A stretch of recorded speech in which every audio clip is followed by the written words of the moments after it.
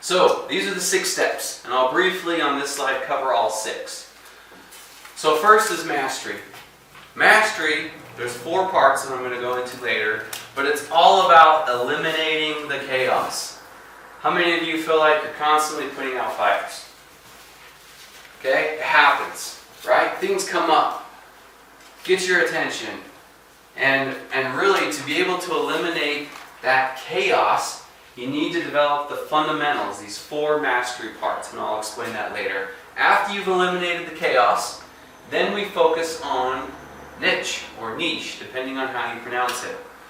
Niche is where we're going to focus the majority of this presentation, this workshop, on the 5 ways. And in your folders, there's a worksheet, 5 ways. I'll have you pull it out here in a second. But this is all about generating predictable cash flow. All right, this step is very important, and this is where it really does get exciting. And I have some good examples for you. So once you have this cash flow that's predictable, then we focus on the step called leverage. Leverage is all about finding efficiencies by developing and implementing systems. Okay, so I'll talk a little bit about systems, what you're looking for when you're developing these systems to give you back time.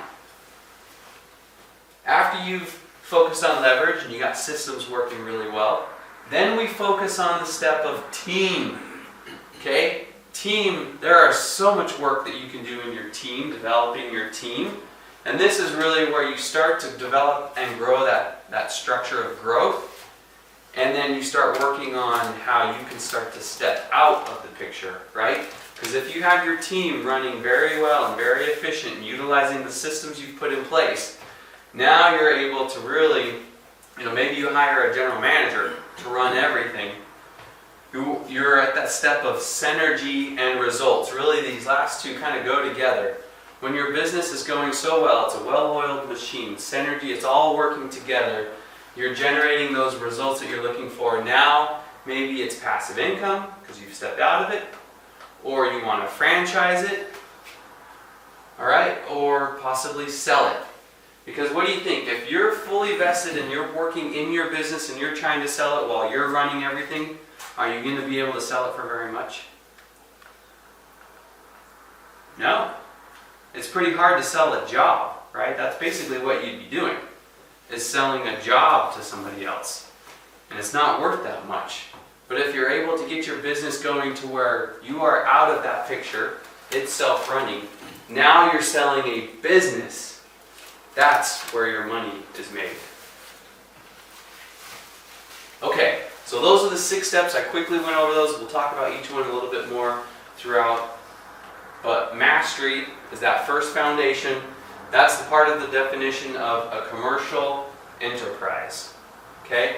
So I said there's 4 parts to mastery. First, it's destination mastery. Do you have a vision statement, a mission statement, points of culture, right? That's the destination mastery that we're teaching and coaching our clients to do. A lot of people, especially the business owners, have an idea on where they want to go. But hardly ever do we find business owners who have well-defined it, plastered it on their walls, and if you ask the team who works for them that they know what that vision is, that mission and that culture. So that's what we focus on first. Is because if you don't know where you're going, you're not going to get there. Right? And so this destination mastery is when your whole business knows where they're going and why. Why are we doing these things that you keep telling us we need to do? Right? That's destination mastery. Money mastery. It's so important that you know your finances. Right? Too many times business owners maybe look at their profit and loss statement, their cash flow, their balance sheets around tax season. And that's it. But that's a foul. What we coach is that you really need to establish money mastery. Business owners should know their financials, their numbers, looking at those statements on a monthly basis. Right? It's very important. Right? That's one way to eliminate a lot of that chaos. Time mastery. Okay?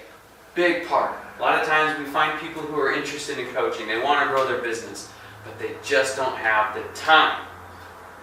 All right? And that really comes down to priorities and being self-disciplined. being able to utilize, we call it a default diary, where you space out exactly what you must do. Right? Mastering your time is very essential for eliminating that chaos. And then lastly, delivery mastery. This is all about delivering on consistency. Giving your clients or your customers what they want, when they want it. Because if you don't have that mastered, no sense trying to generate more business if you can't keep the business that you have. Okay? So that's mastery. Once we focus on those 4 things, we eliminate the chaos, then we get to niche or niche. Right? This is a commercial, profitable enterprise. Right? This is generating that predictable cash flow. So if you'll open up your folders, pull out those 5 ways. We're going to talk about and use those specifically. But before we talk about the 5 ways that we focus on, in your business, and you think about your competitors, do you want to compete on price? No. Definitely not. Right? So we really coach on, you need to identify a unique selling proposition, a USP. What sets you apart from your competitors? What value do you give them? And one thing we coach on is to come up with a guarantee. Alright, why a guarantee? Guarantees are powerful because now they're no longer focusing on what you charge or what your price is. You are giving them the value, the guarantee. For example, at Wasatch ActionCOACH, we guarantee that with coaching, after 17 weeks, if we haven't found our fee or covered our fee, then our coaching is free. There's no other business coach that I've heard of that offers that same guarantee. Right? It helps put clients at ease when you can offer a guarantee like that. So also I just challenge you gentlemen, think of that. What type of guarantee can I offer? And that when someone's asking me, well, what's your cost, what's your price? Yes, you can answer that, but really demonstrate the value you offer and consider a guarantee. That way it's taking the focus off of the price.